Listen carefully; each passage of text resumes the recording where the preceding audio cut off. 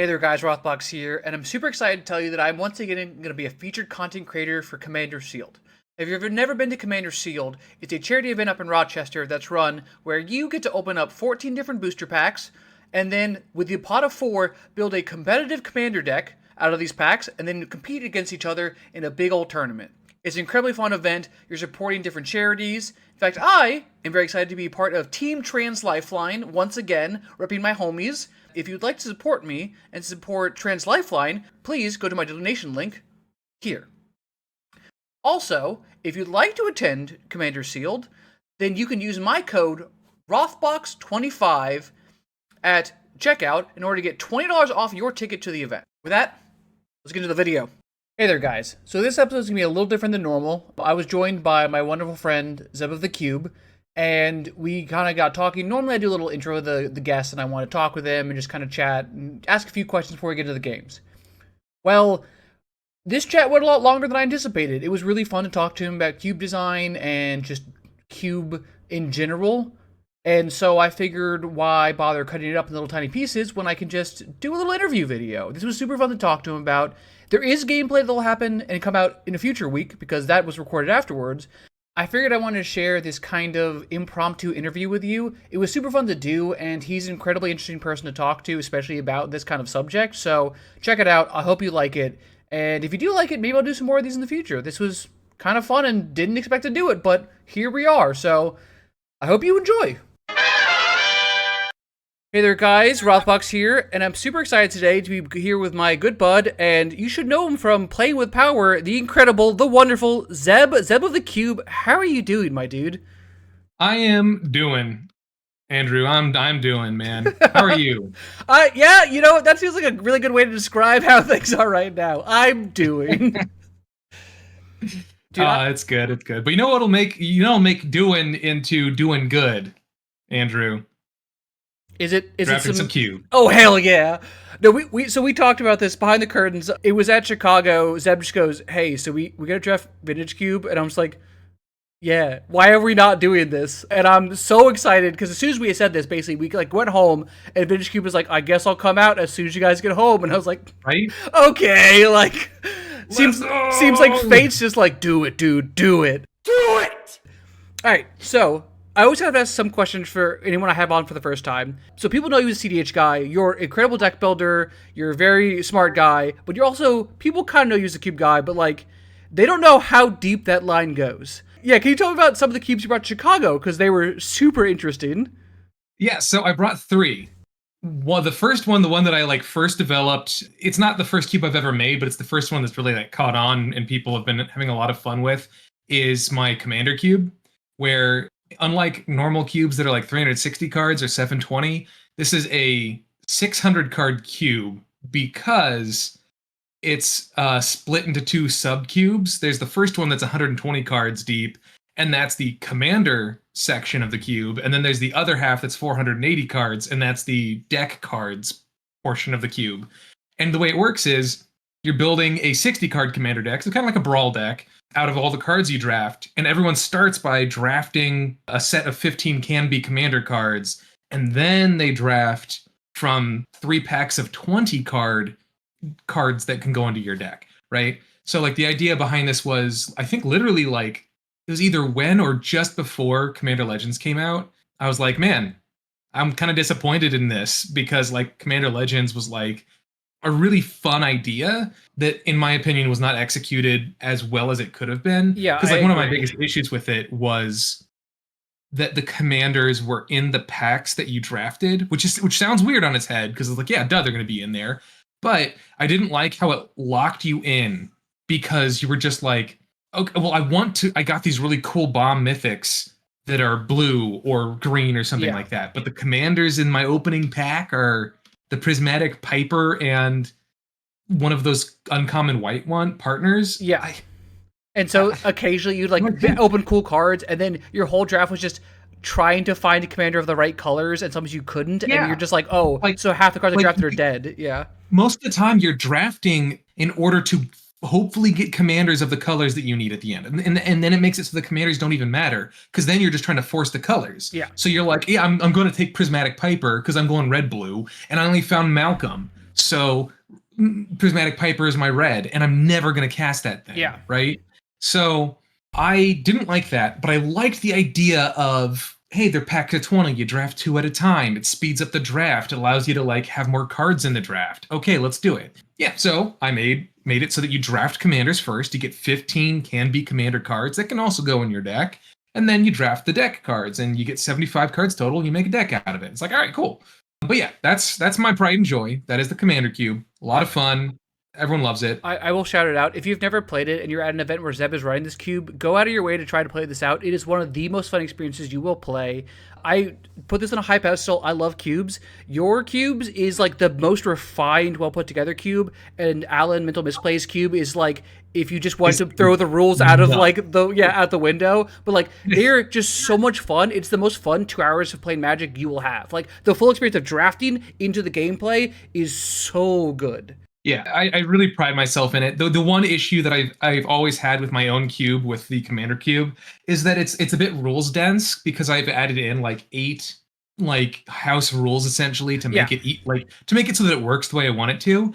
And when people draft it and they understand how the rules work, they're like, oh, this is so good. It makes perfect sense. But when you're like trying to get new people in, they're like, whoa, that's a lot of reading I got to do to play my Magic. Yeah. I was elected to lead, not to read. Yeah. But so that's the Commander Cube. The other 2 that I brought, and I really love these ones. I threw one of them together literally the week before the con, and everyone loved it, and I'm going to try another version of it. I built an Alchemy Cube. This is the one I'm so mad I had missed. I was so excited to try this out. Using alchemy cards from Arena Alchemy, but I specifically chose as many of the ones that are, what are the 2 terms? There's Seek and Conjure. Yeah, so I chose as many that had Seek and Conjure as I could, that would work on their face in paper, or that I could tweak a little bit to work in paper. And I just printed out a bunch of the Conjure cards that Conjure cards can conjure, and then I printed out about as many as I think you would need to have fun with it. Yeah. And then just like the soft rule is simply, hey, when you're out of cards that could be conjured by this thing, you just can't anymore. Yeah, like you've done enough, like time, you're cut off. Yeah. Yeah. And then I put little stickers on all of the conjured cards to make sure that people knew that they were conjured cards. So when they put their decks away, they were like, oh yeah, here's a sticker that goes out, right? And it worked pretty dang well. One of the suggestions I got was, hey, maybe put more conjure cards in next time. More conjure and seek. Like people wanted to see a bit more of that. So I might like do duplicates, because I had singletons for right now, but I might do duplicates next time. It's just the most fun part of that is experiencing cards you can never experience in paper normally. And it's like, that's so exciting to try. Like one of my favorite things that I did was, and it wasn't even really that hard. It's just Davriel. Oh, the boon one?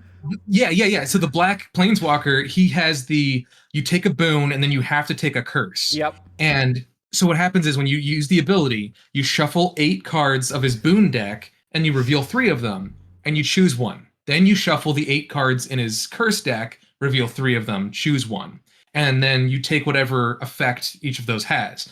So I literally like made my own emblems, named them like boon and curse, and have the things on them. And they look legit as hell, and like people actually like, shuffle them to play them, to like pick their things and stuff. So I made it so that like every facet of playing any of these alchemy only cards, they just work perfectly. You there's no like failure to grok essentially how any of this works. You're just like, oh yeah, cool. Like I even like fiddled with the seek mechanic to make it work, because initially in Arena, it's all hidden knowledge. Your opponent doesn't actually know what you sought for. They don't know what card you conjured into your hand.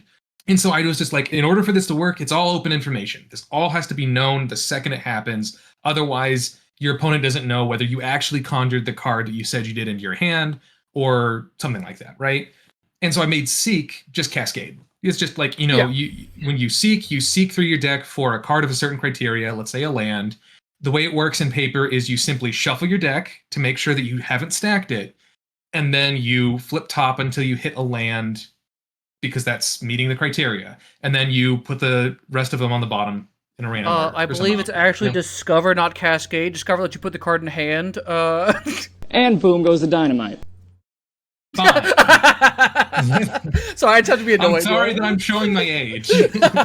No, it's cool. I literally had to like rack my brain. I was like, "What's the name of the command that isn't Cascade?" I was like, "It's just Cascade." It's Discover. But yeah, so that was my second cube. The third one, which is another one of my pride and joys. It's the one that I've worked on almost not about half as long, maybe even a little bit less, like a third as long as I've been working on the Commander Cube, because the Commander Cube is always being updated. But this is a custom Pikmin set I made based off of Nintendo's Pikmin, using all custom cards from the ground up. Every single card in the set was developed and made by me. I created custom art using, images from the game and stuff like that. I didn't freaking paint everything or anything like that. But I did make it so that every card has art. Every card has flavor text where possible. I just went all in on the mechanics. And one of the things I did, I challenged myself to do, was not to include any mechanics that weren't already understood in the current form of Magic. Yeah. So they're all kind of just like tweaks on mechanics that already exist. So I have one called Phantom, and Phantom is a keyword ability that simply reads, if this creature would take any damage while it has any +1/+1 counters on it, you instead prevent that much damage and remove that many 1/1 counters from it, right? That's a and it's throwback. Based off of, and it's based off of the old Phantoms. Yep. Phantom Flock, Phantom Centaur, Phantom Nishoba. I loved them, but I thought they were a bit too broken because it only got rid of one counter each time. And the reason I wanted it to be like this specifically is because if you know Pikmin, you know that you've got this army of the little guys, and they die like crazy taking care of an enemy. And so you can get a really tall stack of Pikmin, like a 10-10, but if your opponent blocks with a 2/2 and then another 2/2 over there, you're shaving off 2 1/1 counters each time because the Pikmin die accomplishing their task. I really love that, like the feel of that. And then another mechanic is I have my own amass mechanic, because when I was developing the Pikmin thing, I was like, well, I don't really want them to be cards. And there are no Pikmin creature cards. Yeah. They're all tokens. And not just any tokens, they're all army tokens. And they're all different colors. Because I was like, oh, can we do different colors? How far off the beaten trail is that for Magic design? And wouldn't you frickin' know it, when I looked on the dev logs and stuff like that from Wizards of the Coast and on the wiki and stuff like that, explaining amass and how it works, when they were doing orcs, they were considering making it amass or Black Orcs X. Yeah. Because they were considering the fact that in the future they might want different colored armies. And as such, it is within current design space to have a mass color creature type number.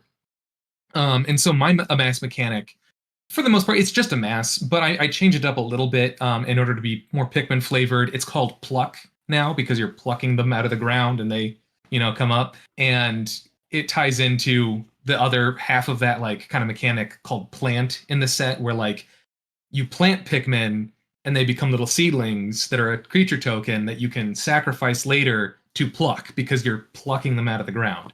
So I have had so much fun with this set. Like I said, everything's custom developed.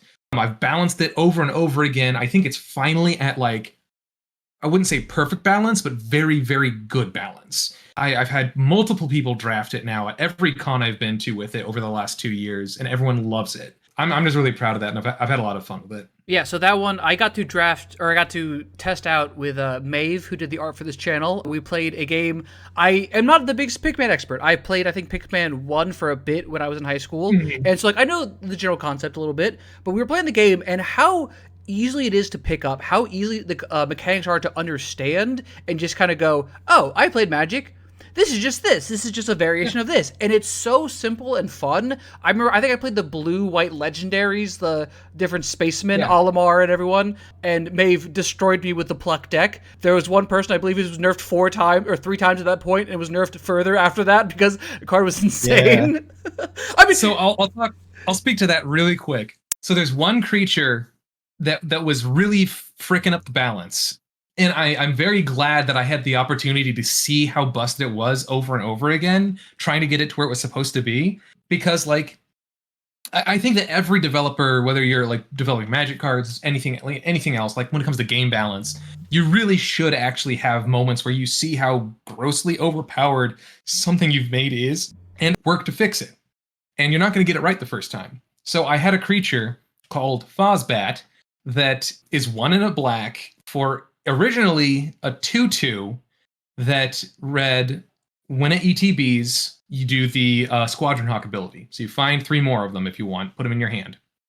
And then the first time, whenever a player plucks each turn, they lose a life, you gain a life. Yeah.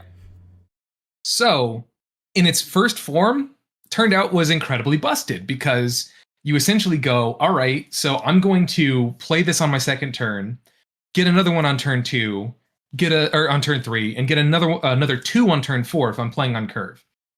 That is a War Leader's Helix every time anyone plucks. Yeah, that's the problem. It's because right? It's Pikmin. Everyone wants to pluck. Oh, good, you're plucking, drain you. Oh, I'm plucking, drain you. Like. And on top of that, they were 2/2s. Yep. So they were also pushing in for damage. Disgusting! So it wasn't great. So my first fix was to make them 0/1s. That still wasn't good enough because a War Leader's Helix every time someone plucks is still really strong. So then I made it so that it's only the first time anyone plucks a turn, they trigger. Turns out a War Leader's Helix once per turn is still too strong. So I finally, and people were like, why don't you make it so they don't Squadron Hawk? Why don't you do this or that to them? Why don't you make them more expensive? And I'm like, no, that doesn't. Yeah. The vibe is I want to make a Squadron Hawk. Yeah. That's literally what I wanted to do, was be able to say, like, I've made a Squadron Hawk that is playable and interesting. The problem is it's a common, so you're going to see them, right? Because you want to be able to draft enough to put into your deck. So it just came down to, nerfing the crap out of them, which, I think is a good thing. They're not supposed to be busted. They're supposed to be a gimmick. And so where they are now, where I think is actually strong still, but not busted, is once on each of your turns, when you pluck, deal 1 damage to each opponent. That's it. And they're a 0/1. They still have the Squadron Hawk ability. They cost 1 and a black. You can still face someone for 4 on your turn, but you're not gaining 4 life. Yeah. You're not like, because that's an 8 point damage discrepancy on a common. Turns out, that's the part that is the problem. Yeah. It's crazy. And that's just like, it's a beautiful thing to see how like just minor tweaks to something can just radically change how powerful it is, right? I have a follow-up question for you because we're talking about all these cubes that are incredibly interesting. So what I realized is that I also have a cube. It's something that I've spent like years cultivating, and it's definitely like one of the things I always have the biggest problem is, and I know you've had to do, you just mentioned, so editing your cube. What's your process then for kind of like getting feedback and then trying to figure out what cards are actually, like for Pikmin at least, it's a little different because you have to now design a card slightly differently. Like you're now in R&D versus a curator. But how do you usually go about kind of curating your cubes to realize, like, you play a game and go, this isn't doing quite what I want it to do. I wanted the experience to be a little different, or this card doesn't quite fit the kind of theme I'm going for. Like, how do you try to approach, I guess, curation or dealing with your cubes? The first step is always kind of throw caution to the wind and kind of, and what I mean by that is like, this is like step -1 almost in this process. This is like before you're actually like curating it. This is when you're like like your cube exists already, but you kind of want to like add something in. Don't fear adding stuff in. So like a great example, and Andrew, you have experience with exactly this example, is I added Slicer in to my cube at one point. Yeah. That was bad. That was a terrible idea, but I still did it. And that's what I guess my suggestion is, just when you are in the first step of this, like the pre step of this almost, is like, if you're scared of something might be too powerful, throw it in anyway. You gotta know. The second step is, or the first step now, where we're actually in the process of it, is talking to your drafters, right? When you run your cube, talk to them. You do like one of the things that I always do is when I'm like drafting with new people that I don't really know, it's like, hey, this is a free draft. All I ask is you stay at the end to help me put it away. and let me ask you some questions. Yeah. Right. And so I'll always be like, hey, what did you think of the draft experience? What was your favorite card? Did you have any cards that you didn't like? And very importantly, because this goes into the confirmation bias, what cards didn't you play that you maybe wanted to, right? Yeah. Because if you just ask about their favorite and least favorite cards, they're only going to be looking at the deck they actually drafted. And you might find that a lot of the areas where you can shave cards out and add new cards in are actually the cards they didn't draft and the ones that they were like, I have no reason to ever play this card, kind of a thing, right? So there have been multiple times where people have been like, God, I really love X card. I don't have one off the top of my head, even though I should. And like, I love it, but I'm just never going to play it, right? And I put that in my noggin, and then we draft again later, and then I have another person draft it, but not play it. And I look in the sideboard, I'm like, why didn't you play that? It would have fit your deck perfectly. And they're like, yeah, but for X number of reasons, it just was not worth it, right? And so I mark that again, like, oh, that's another strike on you, right? So just like keeping track of not only like the things that people are playing and not liking, but also like, why didn't you draft and play this, right? Because you'll find that like maybe, especially if you find your cube being the same archetypes over and over again, you might have like 10 different, 12 different archetypes built into the cube, but you keep seeing the same like 5 or 6 pop up every single draft. It might not be so much that like those are the best, archetypes or something like that. It might be that like the other archetypes that you have in the cube are just so undesirable, or at least the cards that you have in it per capita in your cube are so undesirable, it's not worth drafting those archetypes. And so maybe you need to start looking at those to buff them to make people want to draft them more, right? Yeah, I think so. Like, I think that's one of the things that people who have cubes have a trouble with, which is they have their own biases towards what cards they like in the cube and like their own deck building kind of, or their cube building thought process. And so a lot of people are really afraid also to like get feedback and have someone say, hey, this card's not really that great in the cube, or we didn't draft it for, and a couple of people say that and you're like, well, but I really like this card.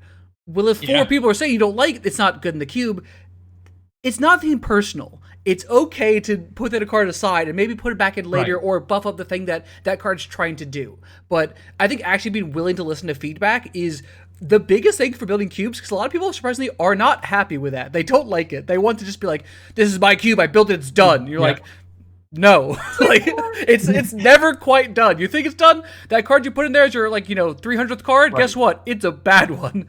Like in the case, trying out Slicer, super fun idea. Turns out your cube also had Jeweled Lotus, and turn 1 Slicer was a problem. Turn 1 Slicer wins games. Who would have thought? Yeah, but it's like your cube also has, I can't remember the name of it, the 4-mana artifact that turns everything into changelings.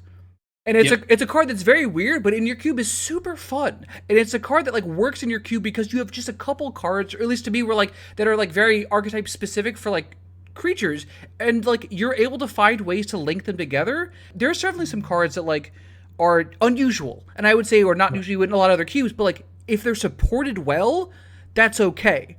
But like for instance, for me, my cube is a Reanimator sub-theme, and there's one creature I know doesn't belong there, and I was finally recently had to be like, okay, he's one of my favorite creatures of all time. I know he shouldn't be in this cube. Okay, like fine. Yeah, because like my end goal with the cube, and this was something that I had to develop in myself, because like we were just talking about, I think everyone for the most part does start with, I want to put my favorite cards in the cube. And that's okay. That's a great place to start. Yeah. I think everyone should kind of just start there, because it's a good way to just get it going, right? Like even if your goal in the end might be, I want something everyone can enjoy, you start with what you enjoy, because that's what you know the most about. Yeah. Right? You're going to be able to put it together faster that way to get it out there. And then when your friends go like, hey, I really wish that this card wasn't in there and you had this card instead. This archetype doesn't seem to work. You do this archetype instead because it's in the same colors. That's when you get to start going, all right, I hear you. Fine, let's do it. And that's when it becomes fun for everyone. My journey with my Commander cube started with, hey, I literally had a 4x4 binder, 20 pages deep. Every page was covered with foil, full art commanders, or whatever the best version of them were at the time, that I wanted to build at some point. I was like, man, I can't wait to do Kikar, Storm's Fury. I can't wait to do Muldrotha the Gravetide, blah, blah, blah, blah, and just and I was just like, at a certain point, I can't build all Yeah, of these. yeah. I'd have to build it and take it apart in a week in order to get through all of them in like 3 years. And then I was just like, well, Commander Legends was just happening. So I was like, all right, cool. Why don't I just build a commander cube so that I can play all these commanders or see my friends play them, right? And so that's how it initially started. Was I just took literally all of these commanders out of my binder, and they were the first commanders that we drafted with. And then I realized, holy crud, this is super imbalanced. Holy crud, there shouldn't be 4-color and greater commanders in this cube. That's just asking for just good stuff piles. Yeah. Which Cal can attest. So Harold's Horn Cal can attest is what happened. And because he was the one doing it. Yeah, so it became like, yeah, because I love like Ramos. Yeah. Is one of my favorite cards. Yep. He was in there, and it just kept being just draft Ramos, draft every land you see, draft every good thing you see, you win. And so like it broke my heart, but I had to take him out because it was just not fun to play. I was like, the whole point of this is for people to like just do fun battle cruisery gimmicky stuff. 5-color good stuff piles are not gimmicky, they're just a thing. And then after that, the next thing was 2-color partners. People were just like, all right, well, I'm just going to draft my 2 favorite partners and have 4 colors anyway. Yep. And go into the 4-color. And I was like, all right, fine. So I had to like cut it down so that only 3 partners are 2-color in the deck, or in the cube. And even if you partnered them with each other, you'd never have more than 3 colors, right? Because I think they all share black. Oh, right? okay. I've thought about like every once in a while switching them out with 3 other partners of. They all share one color, yeah. They all share one color, so that there's like a rotation of them, but like people can never go above 3-color. Yeah. When it becomes the fun thing is that's why like me as a self-conscious person, I always asked, "Hey guys, are you having fun? Is this cool for you?" And they're like, and this was kind of rough because of this thing. And then internally, I'm just heartbroken because I'm just like, oh no, my babies, they don't like my babies. And then I realized, like, dude, if you want them to play this again, you're going to have to change the cards and make better choices design-wise. And so I did. Some other things that like did this where like there's a rule I have where if you're playing monocolor, you can have 2 commanders of that color, whether or not they have partner. And that broke some things wide open too, because back to back on 2 different cube drafts, we had mono blue just wreck everything because someone went Urza, like mono blue Urza, and the lock mermaid that can tap. Emery, yeah. Worker of the Lock, and just went, I'm just gonna get 1 billion artifacts, and if you kill Emery, I'm gonna cast her for 1 again, even with command tax, because I have so many artifacts. Yep. So she had to go, and I replaced her with Drafna because it's and this is also something that goes into part of the design philosophy of the steps to go when you're altering a cube and trying to make it better. Is if something isn't working correctly, try to find something that fits the archetype that works more in the vein of what you're trying to accomplish. So I took out Emery, and I wanted to replace her with a mono blue commander that was a low mana cost that did stuff with artifacts. And Drafna was like the perfect pick because like he has an interesting bounce ability, and then he also has the copy and artifact on the stack. And it's like, I have never seen this guy actually played. Yep. And in the commander cube, and that's another reason that I did the 2 commanders of the same color, even if they have even if they don't have partner, is because I wanted to force players to try to go for monocolor and being able to play 2 commanders of that monocolor that you normally wouldn't see. So now you'll see Urza and Drafna and be like, well, I played Drafna on turn 2, then I can play Urza, and now I can like synergize them to cast artifacts and duplicate them. Yeah. Cool. You know, versus Emery just being like, I'm just an engine of flashbacking artifacts, right? You know, or you could do like me and play Slicer and Solfim and just damage, just damage on the ground. Yeah, you could do that, couldn't you? I did. You're a monster. I know you did. Another one that I did that actually I had to take out because I did it like maybe once or twice and realized, yeah, this is too good too, was Birgi and Krark. Oh, okay. You could just storm off really freaking hard in mono red, which was super cool. Yeah. It was so cool, but very busted. Yeah. So I took out Birgi, And wouldn't you know it, the new Urabrask had just been printed, the Flip Urabrask. Oh, okay.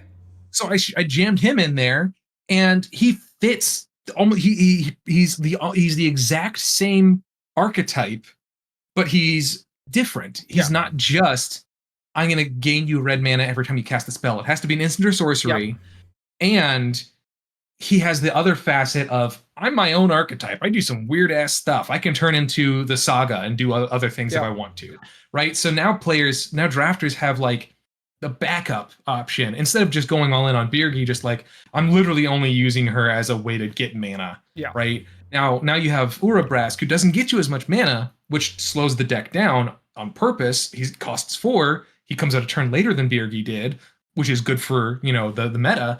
You can do other stuff with him. And it's neat, right?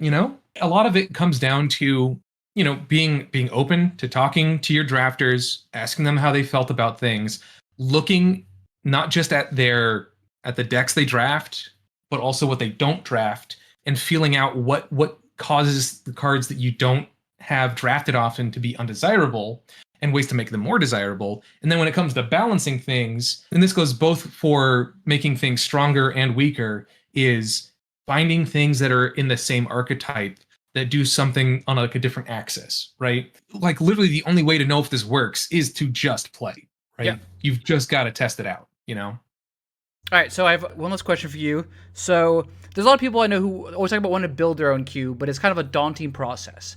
Is there like one kind of thought process or one thing you would tell people that they want to build their own cube, but they don't really know how to start or where to start? I guess I have like 2-ish things. One is like, just jump onto like a Cube Cobra and do like a random search, just like, I'm feeling lucky, hit a cube and at random and see what people are doing in there. So usually try to find one that has like a primer, because that way you will see what the developer, the cube architect, is saying about why they did what they did, the idea behind their cube, yada yada yada.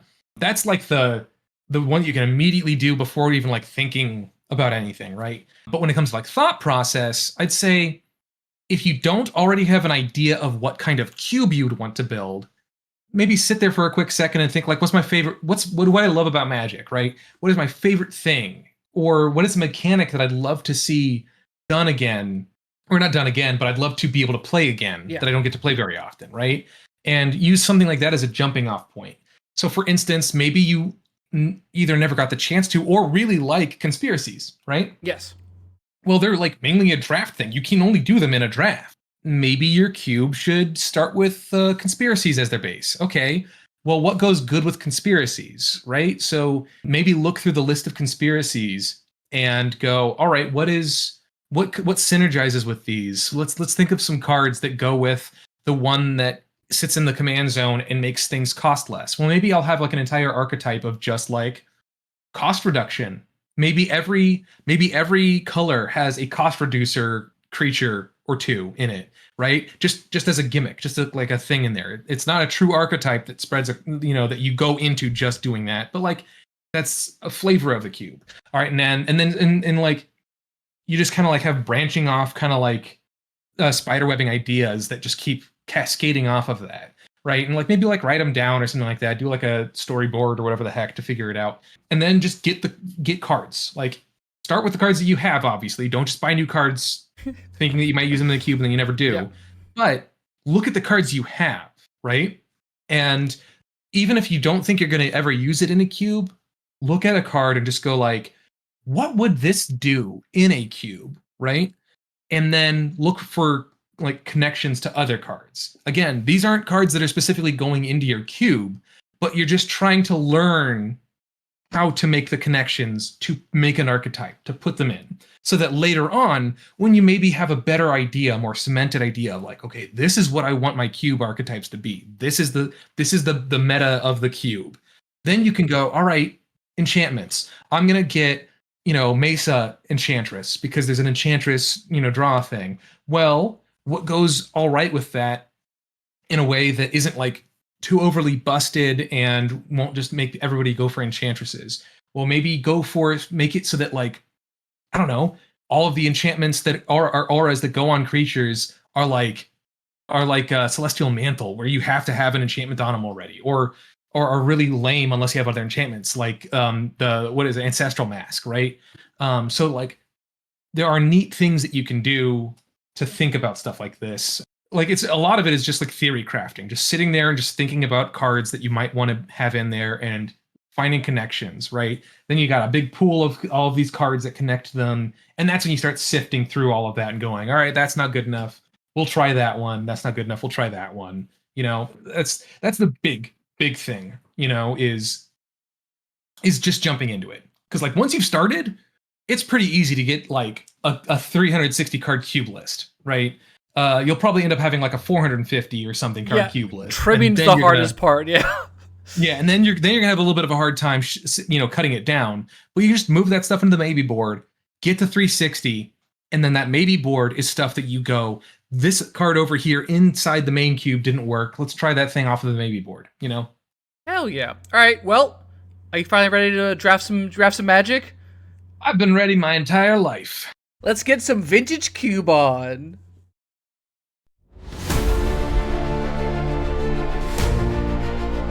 If you fucking do it to me again. Don't tell me they got wrecked. God! They did. Shit in my mouth. Holy shit, did we get there with a manual storm? I'm gonna storm like I've never stormed before.